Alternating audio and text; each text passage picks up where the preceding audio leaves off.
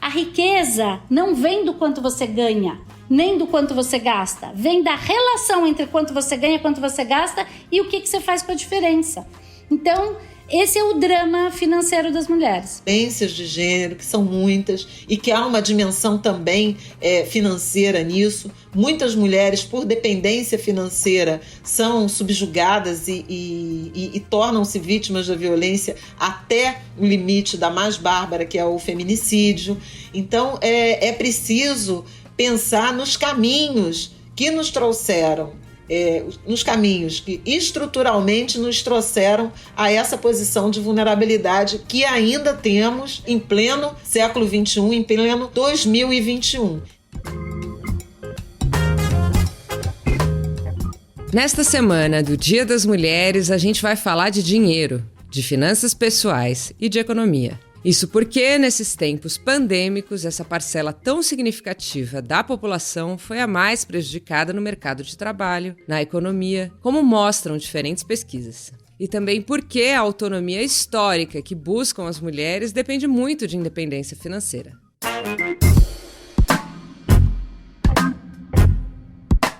Eu sou Luara Calvenic e nesta edição especial do podcast da semana eu converso com duas especialistas. Com a Denise Damiani, que é autora do livro Ganhar, Gastar, Investir, o livro do dinheiro para mulheres. A consultora se dedica ao empoderamento feminino por meio da inteligência financeira. E também com a jornalista Flávia Oliveira, comentarista do Globo News, colunista do jornal O Globo e que tem décadas de experiência no jornalismo econômico. Escuta essa nossa conversa.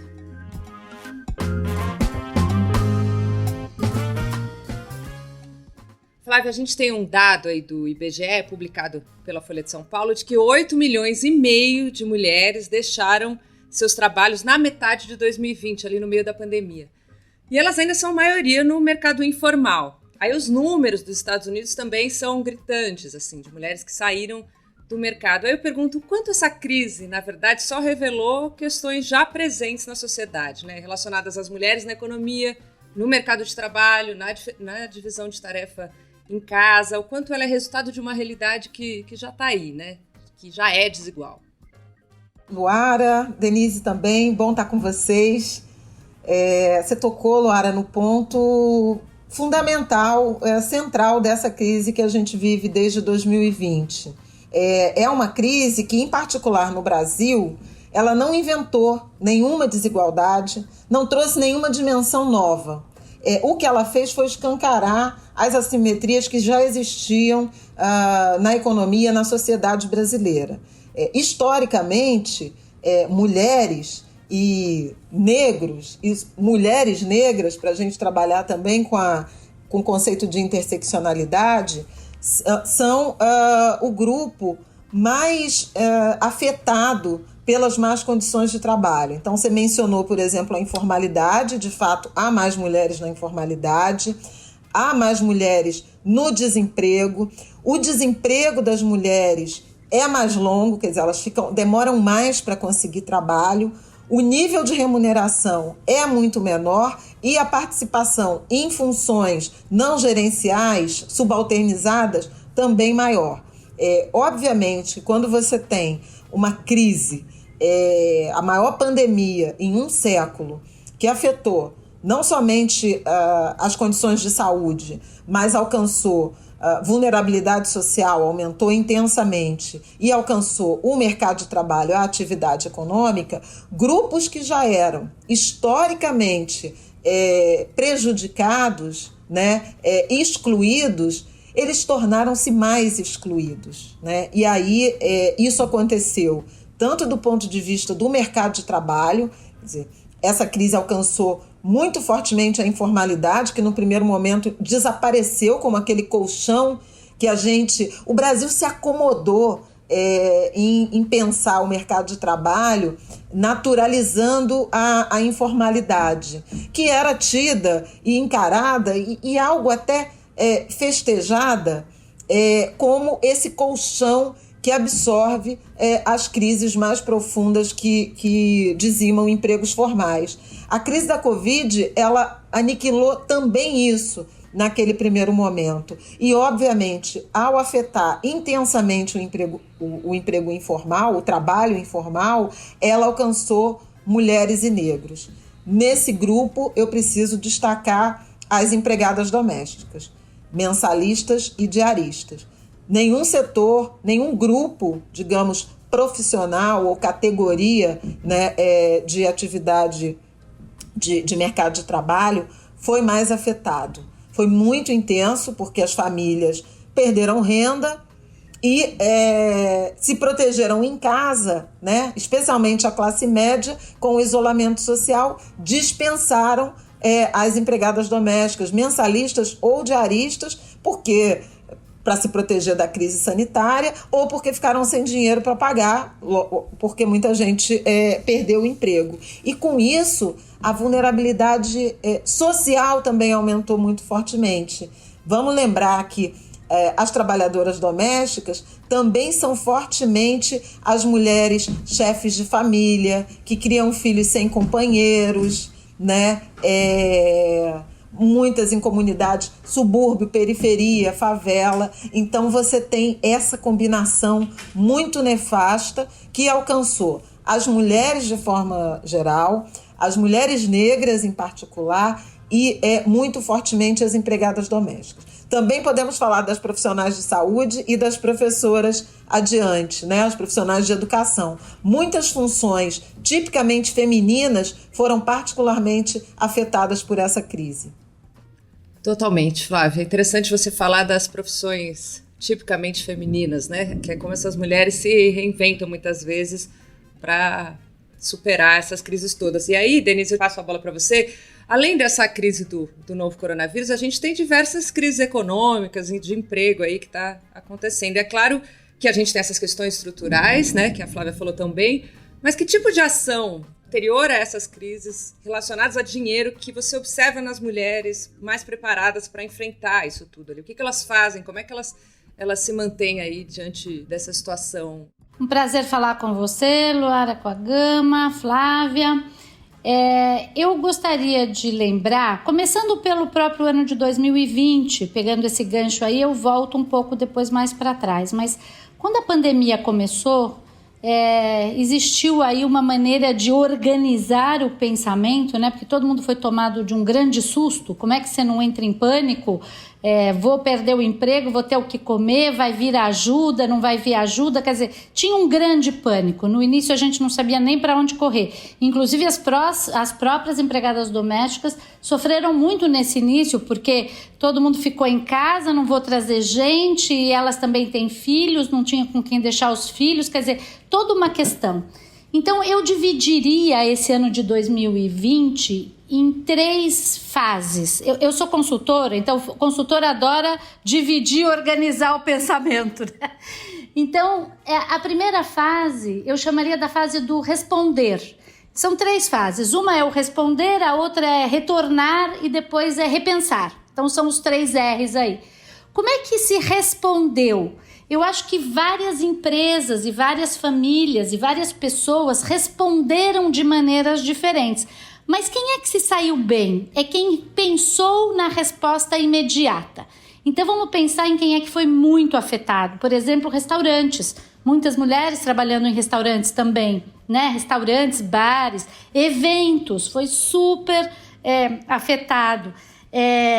Tanto os formais como os informais, né? Quando eu digo restaurante, quem faz comida, desde quem faz o brigadeiro para vender na cantina da escola até os grandes restaurantes. Então, como é que foi esse responder?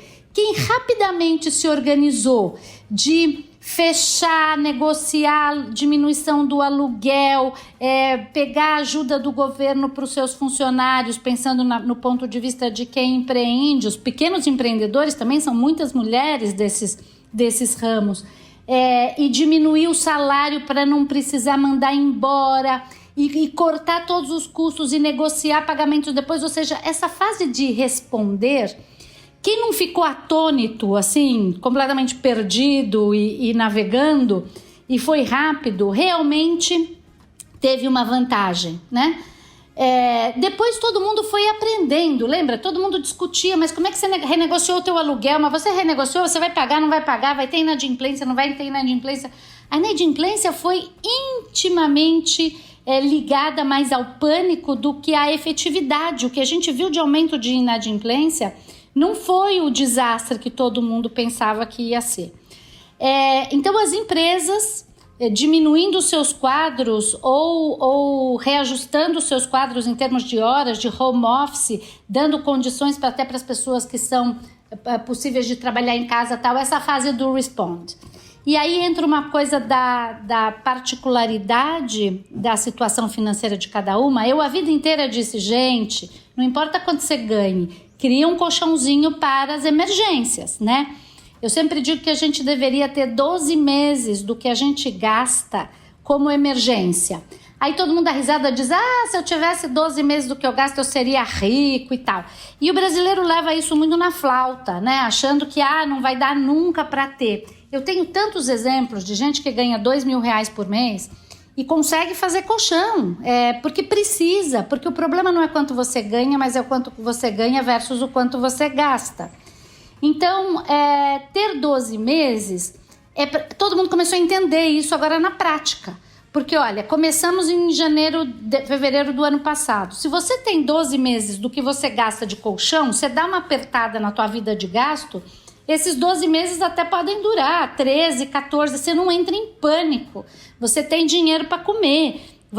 O pânico diminui muito, você tem tempo para repensar e retomar a partir daí. Então, todo mundo sempre entendeu a coisa do colchão como sendo wishful thinking, né? Gostaria, mas não vou conseguir. O que quer dizer emergência? Então, eu diria que quem tem um colchão se apavorou menos e conseguiu repensar melhor. Aí teve a fase do retorno.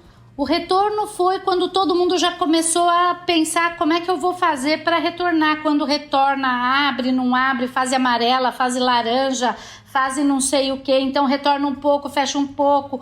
Toda essa fase também, todo mundo ganha menos. Então, de novo, voltando nas empregadas domésticas. Muita gente voltou a ter empregado em casa, mesmo que não seja todos os dias, alguns dias por semana. Eu conheço muita gente que acabou pagando uma condução a mais, tipo Uber ou qualquer coisa assim, menos lotada para as empregadas voltarem. Eu tenho uma amiga até que diz assim, ela fala, eu prefiro pegar Covid do que ficar sem a minha assistente de casa. Então, tem uma coisa mesmo de que a vida da gente sem ajuda, no Brasil a gente tem essa possibilidade, essa situação, né? Vamos dizer assim, esse hábito até, de que a vida fica muito complicada sem ajuda. Como é que você faz 12 horas de call por dia, entra na TV, atende os conselhos como eu, faz os projetos, porque eu trabalhei remoto direto. E você também tem que lavar a louça, fazer comida, atender a porta e fazer tudo. É impossível. Realmente, eu tiro o chapéu para as mulheres europeias e muitas americanas que fazem isso todos os dias e não têm a ajuda que a gente tem. Eu não sei como é que elas dão conta, juro por Deus, é bem complexo. Então, esse retorno, mesmo que não seja com dinheiro muito alto ou não o dinheiro full, ou não o desemprego total, mas também não é o emprego total, começou a ter um certo return, né, que é a volta. E eu acho que a gente agora está muito nessa fase de repensar o futuro, repensar o que eu vou fazer, repensar essa coisa como sociedade também. Será que toda essa ajuda humanitária que acabou surgindo em muitas pessoas vai continuar por muito tempo? Não vai continuar? Como é que essa ferida das desigualdades não dá para continuar desse jeito? Como é que a gente vai repensar essa sociedade, essa maneira de divisão do trabalho e do emprego e do dinheiro? E a nível pessoal, será que eu quero e posso continuar tendo esta minha profissão ou essa minha profissão vai acabar? Porque algumas profissões realmente vão acabar. E como é que eu me preparo para uma nova profissão? Eu queria pegar essa reflexão da Denise, né, da resposta, do retorno e do repensar que ela trouxe. Estava aqui pensando quem verdadeiramente conseguiu mudar a própria vida, né? porque tem camadas de opressão que incidem, sobretudo, né, nas mulheres, e nas mulheres de todas as classes, que são muito difíceis de serem superadas. Ela mencionou, por exemplo, a questão da necessidade que mulheres de classe média, né, de um padrão socioeconômico um pouco mais elevado do ponto de vista de renda, têm do trabalho doméstico terceirizado. Né? Essa no Brasil, né? A Denise mencionou a Europa, essa no Brasil uma nítida, evidente herança escravocrata, né? Em que mulheres negras, principalmente, na origem só mulheres negras e hoje sobretudo mulheres negras, assumem essas atribuições domésticas e familiares e assim, em alguma medida, viabilizam, né, a emancipação, a autonomia das mulheres de classe média, de maior instrução, porque os pactos familiares, eles continuam igualmente antigos, né? Não há divisão de tarefas, não há um sentido de colaboração, seja dos maridos, companheiro, seja dos filhos mesmo, né? A forma como nós criamos os nossos filhos, também sendo servidos. Então você não tem essa cultura da divisão. Acho que isso é uma coisa que nos difere, por exemplo, das mulheres europeias e americanas. No caso da Europa, eu também acho que as mulheres não são submetidas a jornadas de trabalho remunerado, exaustivas, como nós brasileiras somos. Eu acho que a gente trabalha muito mais, Denise, a nossa carga horária, né? Seja quem tem amigos que vivem na Europa, seja brasileiros, seja estrangeiros, você vê que tem aquele horário sagrado de deixar a criança e buscar na escola. A escola não espera mais, você tem que terminar de trabalhar e buscar na escola. E aí, quando ela falou do repensar, me remeteu a isso. O quanto nesse 1 ano a gente aprendeu e efetivamente conseguiu mudar esse pacto, esse contrato familiar que é tão assimétrico em relação às mulheres e que em alguma medida nos torna, e aí me incluindo aqui, né, como uma mulher de classe média, dependentes do trabalho doméstico terceirizado, ou o quanto a gente se passou a depender menos, está mais exaurida, mais sacrificada com a chamada dupla jornada e, ao mesmo tempo, o que a sociedade brasileira oferece para essas outras mulheres que, ao longo da história, foram alocadas, né, em servir a essas elites, a esses setores médios. Porque isso também tem a ver, né? Ao mesmo tempo em que você tem uma estrutura social e familiar que favorece a terceirização do trabalho doméstico, que é uma herança da escravidão, por outro lado, eu acabei de falar, nenhum setor, né, nenhuma atividade, categoria foi mais alcançada por essa crise que a das trabalhadoras domésticas. Então, subitamente, é quase uma nova Lei Áurea, com todas as aspas que eu preciso dizer disso, mas é quase um fenômeno, do ponto de vista de gênero, semelhante ao 14 de maio. Tão livres, vão aí, né? E aí? Faz o que com essas pessoas? Oferece o que para essas mulheres, né? Então são dois lados, né, dessa mesma moeda. O que a economia perde ao ter mulheres não ativas economicamente ou que ganham muito mal, como essas que você bem exemplificou ali, né? O que a gente ganharia enquanto economia com mais igualdade e com a divisão do trabalho que possibilitasse, do trabalho doméstico, que possibilitasse essa mulher ascender profissionalmente? Do ponto de vista familiar, mais tempo, né? Mais qualidade de tempo. E aí mais qualidade de tempo para a família, para os homens também, né? Houvesse uma divisão, a gente teria um pouco mais desse conceito pouco concreto, né? Que é de qualidade de vida. Agora, do ponto de vista de desenvolvimento econômico e social, os ganhos são muito, muito robustos. Tem estudos, por exemplo, da OIT ou do Banco Mundial que falam de níveis de desigualdade de gênero, de renda por gênero no mercado de trabalho, elevaria PIBs, o Produto Interno Bruto, ou seja, enriqueceria, aumentaria a produção de riqueza na economia em 2-3 pontos percentuais ao longo de meia década, uma década. Então, veja, quando você tem mais mulheres que são, no caso brasileiro, e acho que vale para boa parte do mundo também, mais instruídas que os homens, né? Essa foi uma revolução que a gente fez, as mulheres do Brasil em particular, a revolução educacional. No entanto, a gente ainda é impedida, né, de ocupar as posições de topo do mercado de trabalho.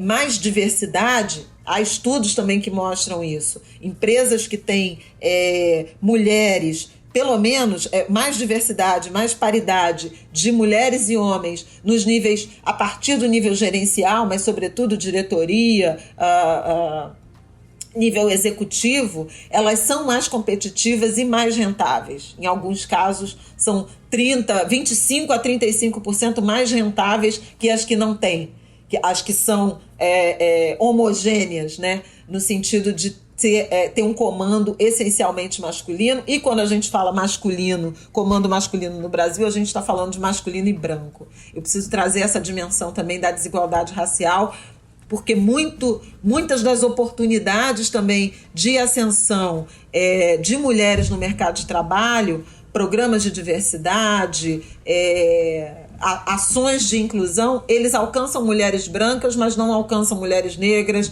indígenas, né? Do ponto de vista racial também é preciso pensar nessa diversidade. Agora, eu acho que as sociedades seriam muito melhores.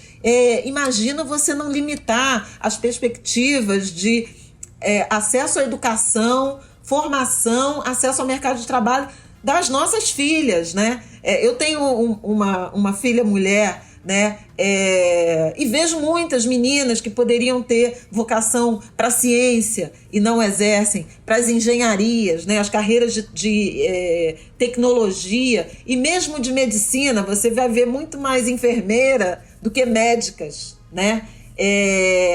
Então, ela abre oportunidade para a construção da igualdade numa sociedade que já é diversa, mas que no seu topo, né, nas posições de comando, não contempla essa diversidade. As mulheres são mais da metade da população brasileira e estão muito mal representadas em todas as camadas institucionais, do executivo, no legislativo, no judiciário, nas cortes superiores, né, nos tribunais superiores, na Suprema Corte. Então, é preciso enxergar que todos nós ficaríamos melhores, né, do ponto de vista familiar, do ponto de vista comunitário, do ponto de vista coletivo, nacional, cidadão, se houvesse mais diversidade, se houvesse uma divisão mais equânime, né, das posições do mercado de trabalho, do acesso e das remunerações.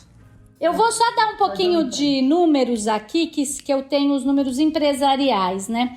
Primeiro dizer que eu sou uma das fundadoras do Mulheres do Brasil, junto com a Luísa Trajano, a Sônia Rest, a Equaoc. Em 2014 a gente fundou o Mulheres do Brasil, que é uma ONG, que a partir do protagonismo das mulheres a gente quer ajudar o Brasil a solucionar os seus problemas.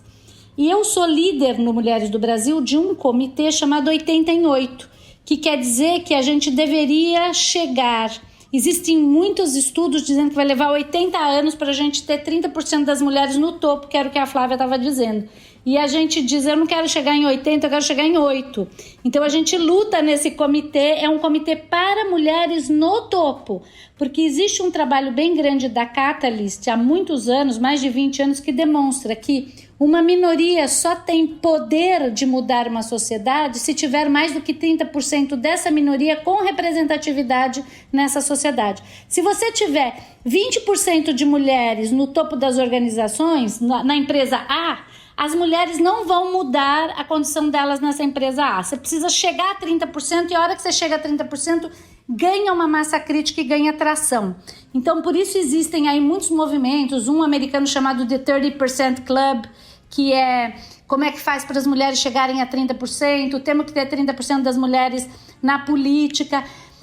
E como Mulheres do Brasil, nós colocamos um projeto de lei que passou no Senado e agora está para ser discutido, de ser obrigatório que os conselhos de administração tenham 30% de mulheres, os conselhos das empresas, porque se uma empresa não tem 30% de mulheres nos seus conselhos, que é o órgão mais alto, não adianta, você não vai mudar pela base. A base tem 50%, 60%, 70% de mulher, mas se lá em cima só tiver homem, essa minoria... E aí eu não estou nem falando das minorias dentro da minoria, né? Porque mulheres somos 50% da população, aí quando você vai fazendo os recortes, a coisa vai piorando. Então... o Mulheres do Brasil e eu, em especial, como líder desse comitê, a gente tem esta pauta nas empresas, nos governos, a gente tem advocacy, mas além de advocacy, a gente tem um trabalho bem forte, porque para a gente ter mulher no topo, a gente tem que trabalhar com, infelizmente, duas partes. Tem que trabalhar com as empresas e com os governos, com leis, mas com as empresas que queiram ter essas mulheres no topo. Então a gente vai lá, discute, fala, faz um monte de atividades, mas a gente também tem que trabalhar com a mulher, porque ela precisa querer.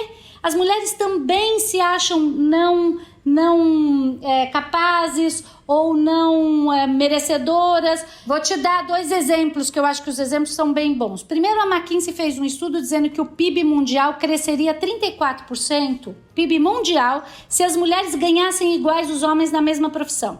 Eu não estou dizendo que uma mulher é funcionária doméstica, outra é engenheiro. Não, estou dizendo a engenheira júnior contra o engenheiro júnior, empregada doméstica motorista contra o empregado doméstico motorista, com a mesma experiência. Se a gente só equiparasse igualdade salarial, que por lei deveria ser igual, mas não é, existe uma diferença de aí aproximadamente 20 a 25% no mundo, não no Brasil, de mulheres ganharem menos. E eu escrevi um livro sobre isso, tem todos os porquês das mulheres ganham menos.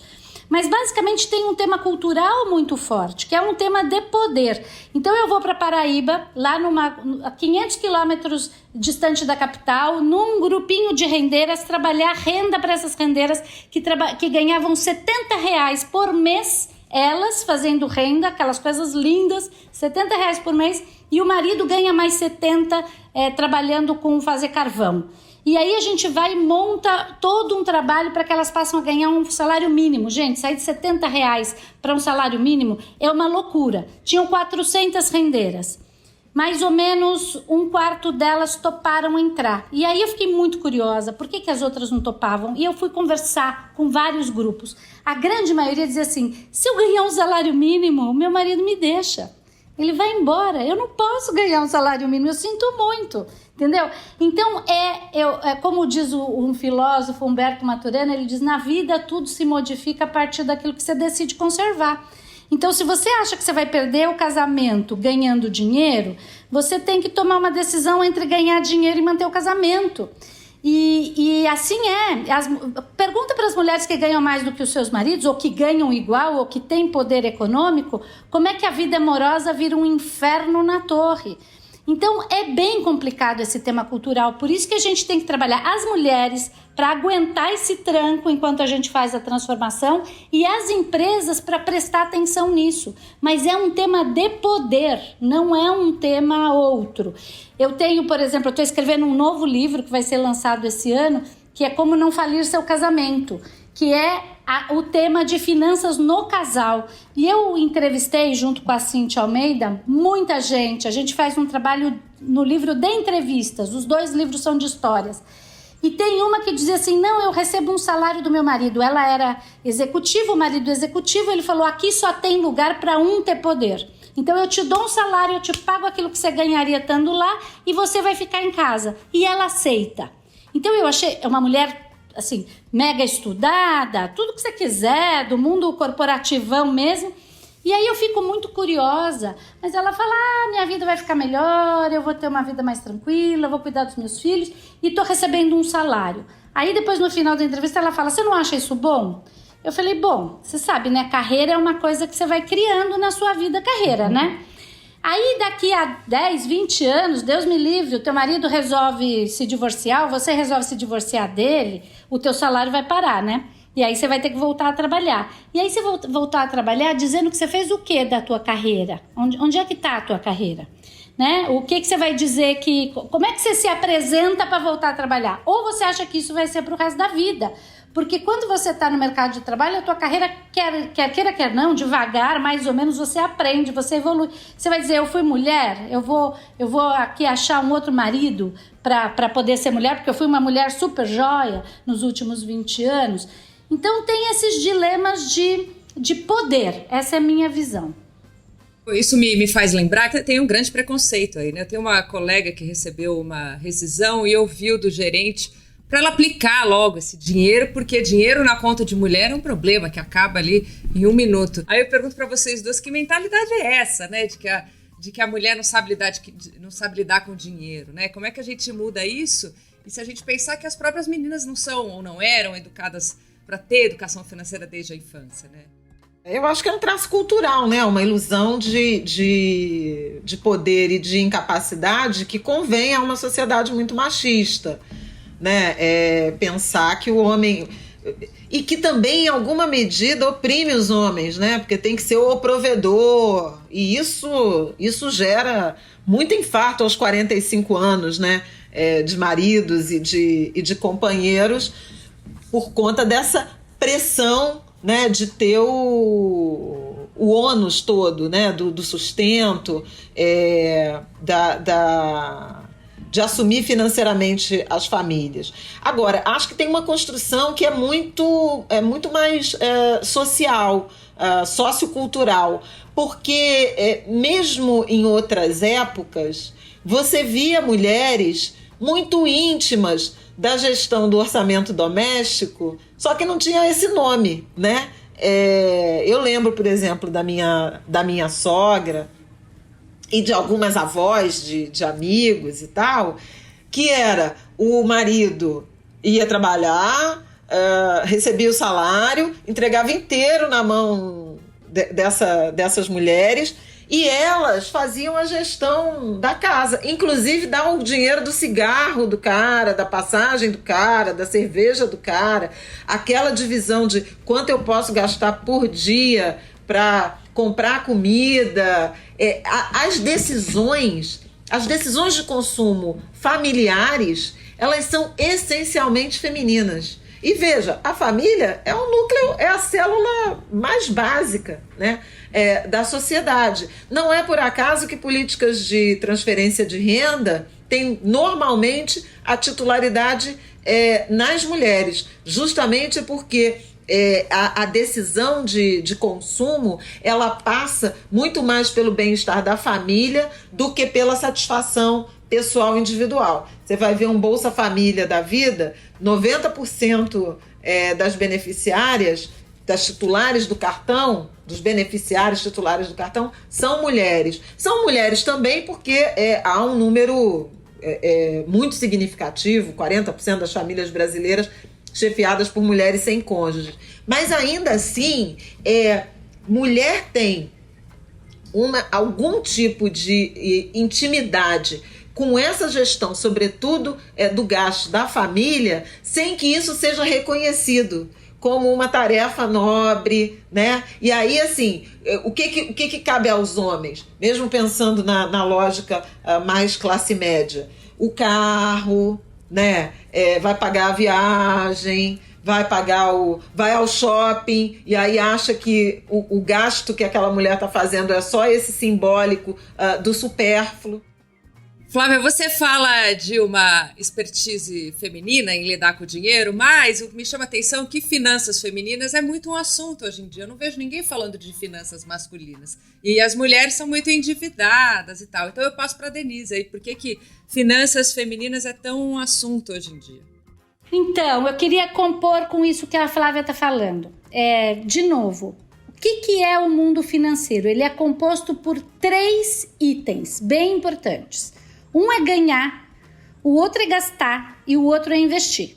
Você tem que ganhar mais do que o que você gasta e investir a diferença. Não tem outro jeito, não precisa ir para Harvard, não precisa ser brilhante. O mundo financeiro é composto dessas 3 coisas bem simples.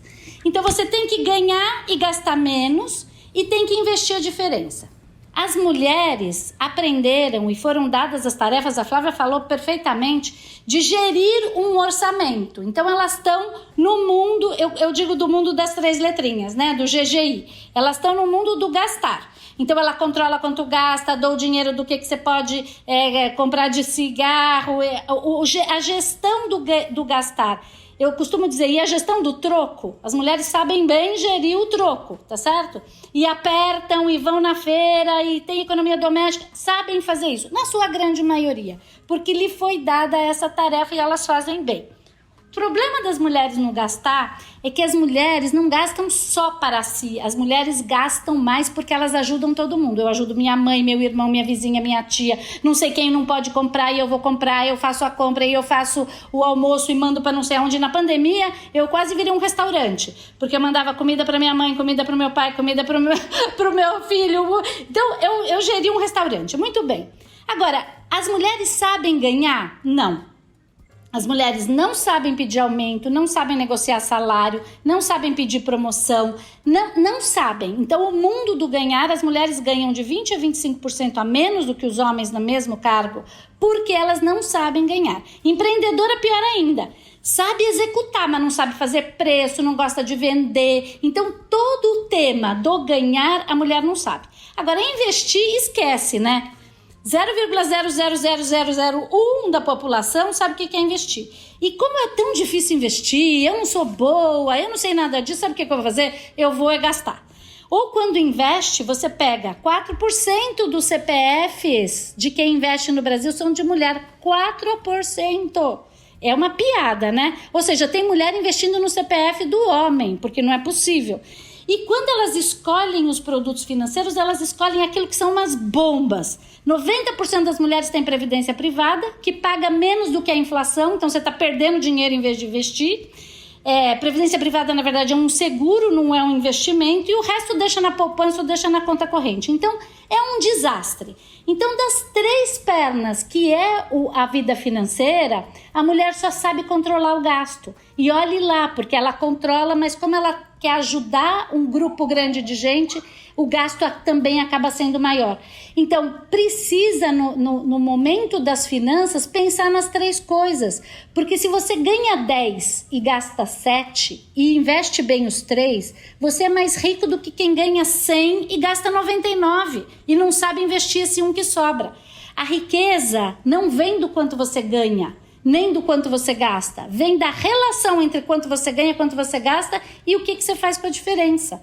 Então, esse é o drama financeiro das mulheres, que não sabem e muitas vezes tem muita angústia. Eu faço muitas rodas de conversa com mulheres sobre finanças.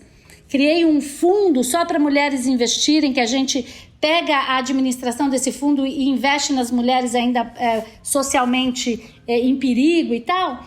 E tem mulher que diz assim, ai, de falar de dinheiro me dá uma dor no estômago, elas têm dor física de falar, eu tô suando. Tinha uma que se jogava no chão, ela dizia assim, eu não dou conta de falar de dinheiro, eu tenho dor. Então, da onde vem isso, né? É muito interessante que não... eu estudo esse tema há muitos anos, empiricamente, né? Porque eu não sou uma cientista do assunto, mas com muitas entrevistas e muitas conversas. E tem um tema cultural e tem um tema o que eu quero conservar, o que a cultura, o que a minha família, o que a minha sociedade aceita que eu faço. Porque se eu quiser trabalhar muito e ganhar bem e guardar dinheiro e sobre tudo isso, eu sou dinheirista. Tem uma coisa também da religião católica, né? Sou mercenária. Você deve estar abandonando seus filhos, porque senão você não estaria trabalhando tanto e não teria dinheiro. Sendo o Dia das Mulheres, eu acho que a gente está falando de dinheiro justamente porque já foi visto que grupos vulneráveis, de maneira geral, só conseguem se emancipar se tem dinheiro, né? Por meios econômicos, muitas vezes, né? Então, eu pergunto por que isso é tão importante, até que ponto a emancipação das mulheres está ligada à questão financeira, né? Na opinião de vocês.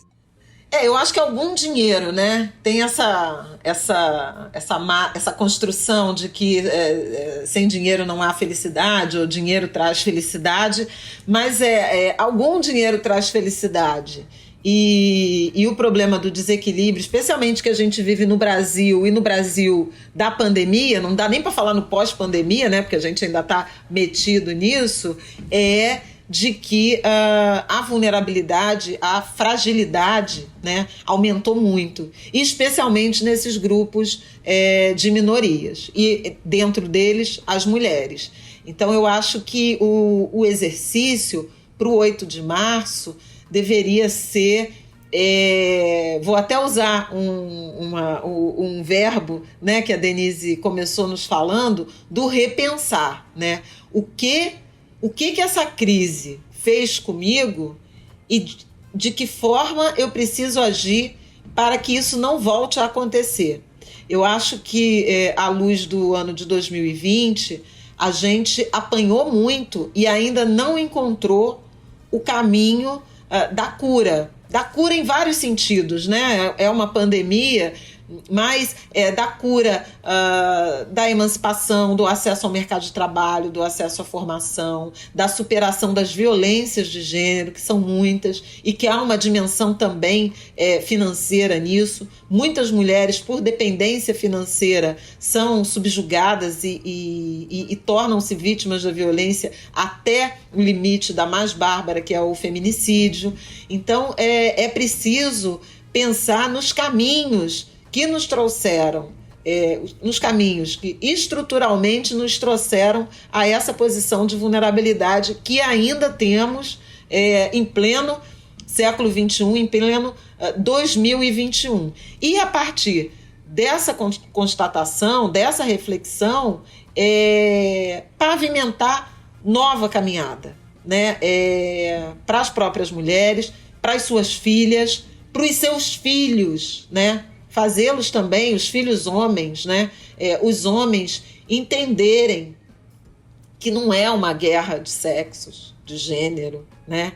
Que é uma possibilidade de alinhamento na caminhada, que a gente pode caminhar junto, construir um futuro muito mais proveitoso, né? Vou me despedir, Luara, trazendo a reflexão da Marcha de Mulheres Negras, que existe desde 2015, né? É uma luta, é uma caminhada pelo bem viver. E o bem viver é um conceito, né, que abriga muitas dimensões de qualidade de vida. O bem viver é ter afeto, o bem viver é ser cuidado, é cuidar, mas é também ser cuidada, né? O bem viver é ter dinheiro suficiente para comer bem, para morar bem, para deitar e dormir, para se permitir o lazer, agora que a gente está confinado em casa. Que falta faz a rua, né? Os encontros, o lazer, as experiências de encontro. Então eu acho que é um momento, uma temporada de dor, de recolhimento, para que a gente reflita sobre novas possibilidades que nos tragam o bem viver. Excelente, Flávia. Denise, quer falar alguma coisa sobre o Dia das Mulheres? Com a fala da Flávia, eu pensei que eu vou acrescentar mais um R nos meus 3, vão ficar 4.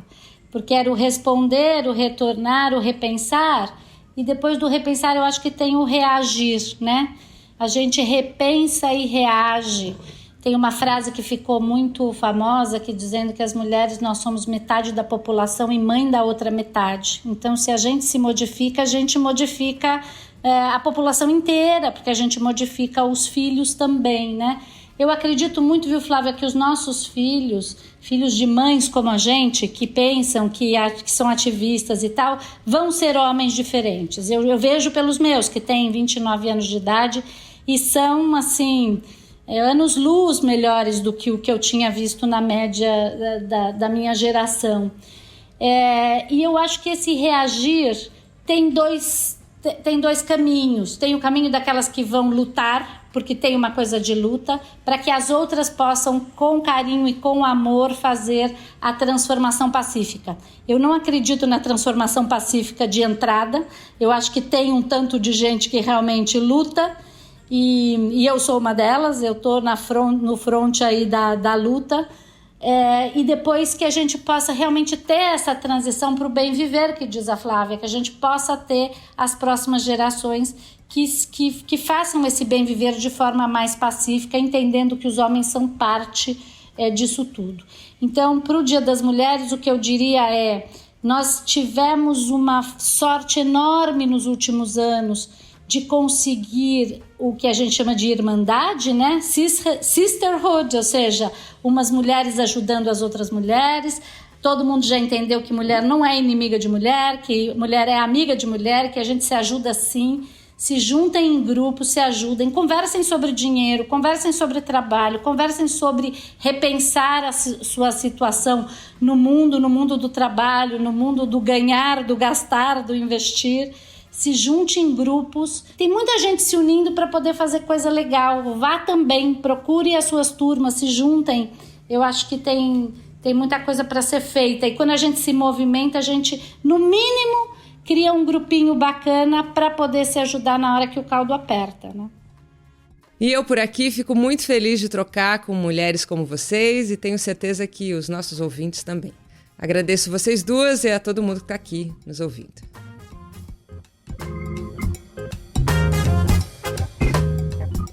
Depois desse papo, eu te convido a entrar no site da Gama e ler a nossa edição especial de Dia das Mulheres. Tem Camila Coutinho, Joyce Berfi, Gabriela Prioli, Tereza Cristina. Elas e outras mulheres mandam vídeos para a Gama em que demarcam um espaço que as mulheres já conquistaram e ainda precisam conquistar. Tem uma entrevista exclusiva com a jornalista mexicana Alma Guillermo Prietro, autora de Será que eu sou feminista? E uma reportagem com uma série de livros e escritoras que estão pensando o que é ser mulher hoje. Entra lá no site da Gama para ler tudo isso. Aproveita para assinar as nossas newsletters. Eu termino esse podcast dando um alô para todas as mulheres nesse dia especial, que cada uma de nós tenha a oportunidade de conquistar tudo que deseja. Também quero dar um alô para o ouvinte Felipe Marques Reis, que nos mandou uma mensagem elogiando o podcast da semana. Obrigada. Eu sou Luara Calvenic e este é o podcast da semana. A cada 7 dias, um tema novo para você. Até semana que vem.